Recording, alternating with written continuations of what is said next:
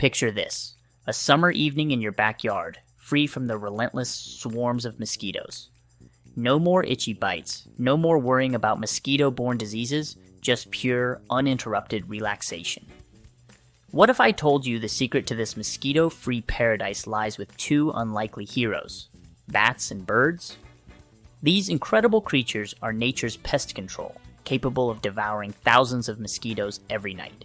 Forget the toxic sprays and gadgets. It's time to embrace a natural solution that's as fascinating as it is effective. Intrigued?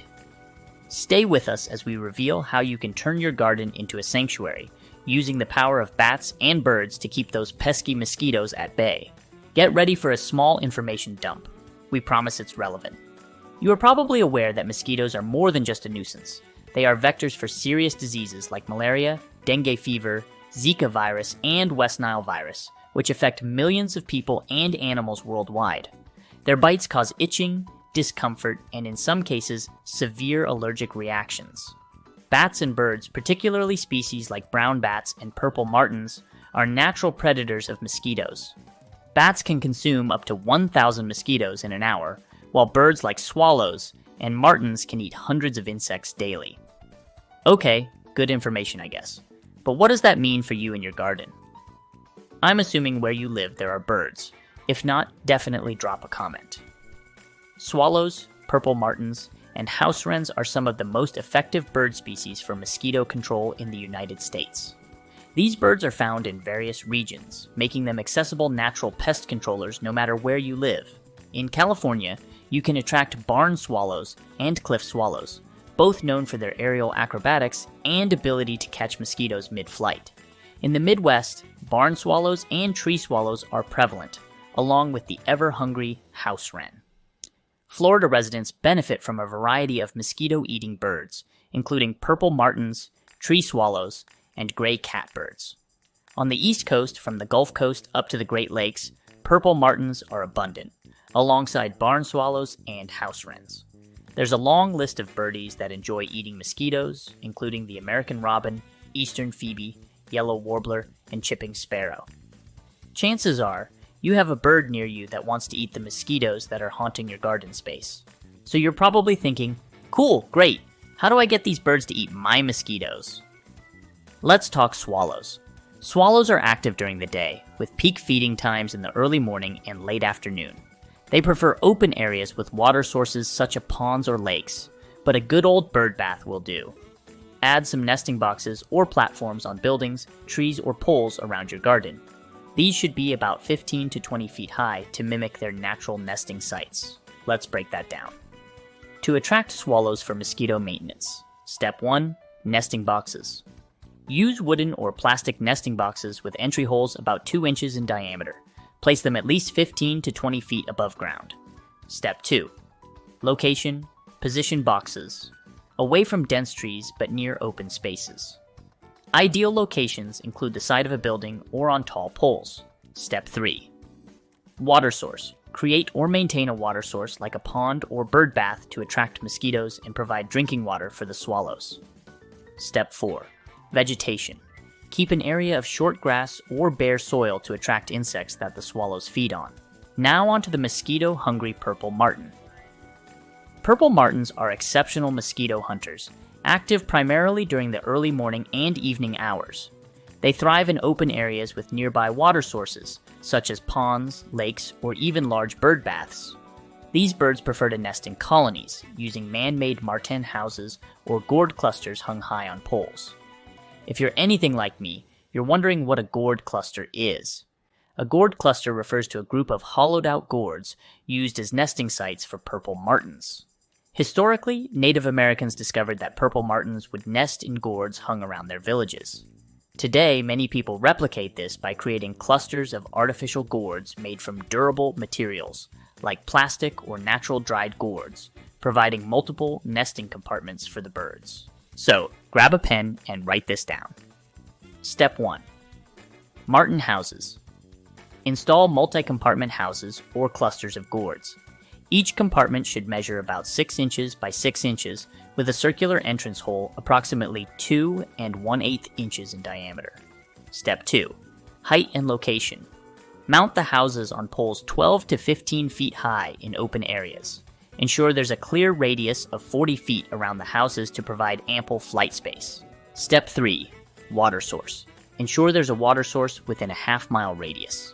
Ponds, lakes, or large bird baths are ideal as they attract mosquitoes and provide drinking water for the martins. Step 4. Maintenance regularly. Maintain and clean the martin houses. At the end of each breeding season, remove old nesting material and check for parasites to keep the houses inviting and safe for the birds. And we can't forget the cute little house wren. House wrens are small but effective mosquito hunters, foraging in dense foliage throughout the day, with peak feeding times in the early morning and late afternoon. They thrive in gardens with a mix of dense vegetation and open spaces. Providing the right nesting environment can attract these birds to your garden. And here's your step-by-step guide. Step 1. Nesting boxes. Use nesting boxes with small entrance holes, about 1 inch to 1 and 1/8 inches in diameter. This size helps keep out larger birds. Place the boxes 5 to 10 feet above ground. Step 2. Location. Position the nesting boxes in shaded, sheltered areas close to shrubs and trees. House wrens prefer locations with plenty of cover for protection and foraging. Step 3. Vegetation. Plant dense shrubs and small trees around your garden to provide the cover and foraging opportunities that house wrens need. Native plants that attract insects will also draw house wrens to your garden. Step 4. Maintenance. Clean the nesting boxes between seasons to remove old nesting material and prevent parasites. Regular maintenance keeps the boxes inviting and safe for the wrens. Now that we've talked about some of our voracious, mosquito-eating bird friends, let's invite bats into the chat. Bats are among the most effective natural predators of mosquitoes, with some species capable of consuming up to 1,000 mosquitoes in a single hour. While bats are found in many parts of the United States, the specific types of bats that are most effective in mosquito control and their prevalence can vary by region. In the eastern United States, the little brown bat and the big brown bat are common. The little brown bat is particularly known for its mosquito-eating habits.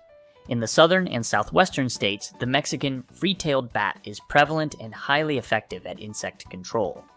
The western states, including California, are home to the California myotis, which also feeds on mosquitoes. Bats' echolocation abilities enable them to detect and consume large quantities of mosquitoes. As they fly, they continuously emit ultrasonic sounds and listen for the returning echoes to locate insects. Once they detect a mosquito, they swoop in swiftly and capture it with their mouths or wing membranes. Don't worry, even if you don't see them, it's likely there are bats in your area. Northeast and Midwest. Little brown bats and big brown bats are common in these regions. Install bat houses on tall buildings or poles near water sources like lakes or large ponds. South and Southwest, Mexican free-tailed bats thrive here. In Texas, for example, large colonies of these bats can consume millions of insects nightly. Ensure bat houses are placed in open areas with access to water. West Coast, California myotis are prevalent. Provide bat houses in gardens with a mix of open spaces and nearby water sources, ensuring plenty of sunlight on the houses. But how do we get the bats to come and hang? Step 1. Bat houses. Installing bat houses is an effective way to attract bats to your garden. These houses should be mounted on poles or buildings at least 15 to 20 feet high, facing south or southeast to receive plenty of sunlight. The ideal bat house has multiple chambers and rough, grooved surfaces to provide roosting spaces. Step 2. Location. Position the bat houses near water sources such as ponds, lakes, or rivers, which are breeding grounds for mosquitoes. Bats prefer areas with a mix of open spaces and tree cover, so place the houses accordingly. Don't have a pond? Pools and even bird baths will do the trick. Step 3. Maintenance. Ensure the bat houses are well maintained by cleaning them annually and checking for signs of wear. Keeping the houses in good condition makes them more appealing. Duh! There you have it. A mini guide to using nature to control your mosquito problem. If you have any questions about this process, drop them in the comments and feel free to share your own tips and tricks for mosquito repelling. Thanks for watching, and until next time, happy gardening.